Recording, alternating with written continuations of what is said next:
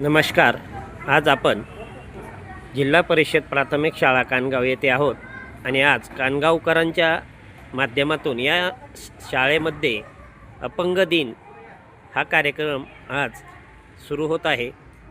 त्यासाठी आपण या ठिकाणी आलेलो आहोत. 3 डिसेंबर हा जागतिक दिव्यांग दिन म्हणून साजरा केला जातो. त्याची थोडक्यात पार्श्वभूमी अशी आहे.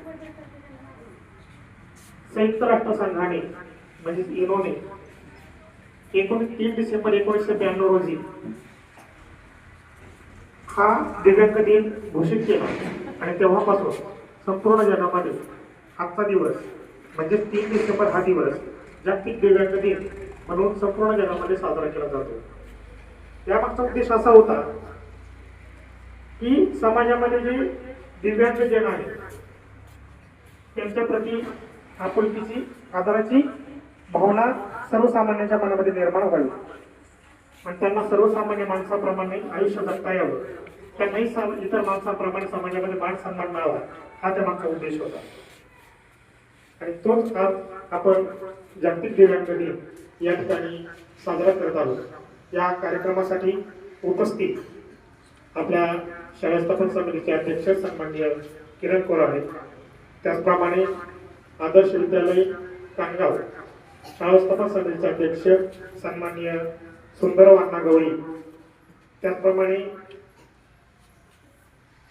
हातवळण गावचे तंटामुक्ती माजी अध्यक्ष सन्माननीय मंगेशदादा फडके, त्याचप्रमाणे जालिंदर अण्णा देवेकर दौंड तालुका प्रहार संघ दिव्यांग प्रहार संघटना अध्यक्ष, त्याचप्रमाणे आपल्या शाळा स्थापन समितीचे माजी सदस्य सन्माननीय संतोष नागे, त्याचप्रमाणे प्रकाश शितोळे, रमेश कोटे, धनंजय म्हस्के, बाळासाहेब भागवत, संदीप फडके, सर्वच मान्यवर, त्याचप्रमाणे आपल्या शाळेचे मुख्याध्यापक सन्माननीय गवळी सर, सर्व शिक्षक वृंद व विद्यार्थी मित्र या ठिकाणी सर्व मान्यवरांचं या ठिकाणी आपल्या शाळेत येऊन या ठिकाणी दिव्यांग दिन साजरा करत आहे.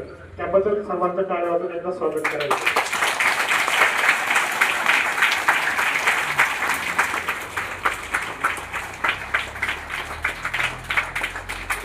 या ठिकाणी आजच्या या छोट्या कार्यक्रमाची सुरुवात आपण प्रतिमा पूजनाने करणार आहोत.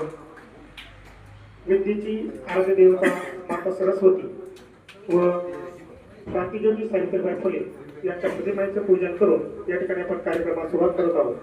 सर्वच मान्यवरांनी विनंती की आपण या ठिकाणी प्रतिमा पूजन करण्यासाठी समोर येईल.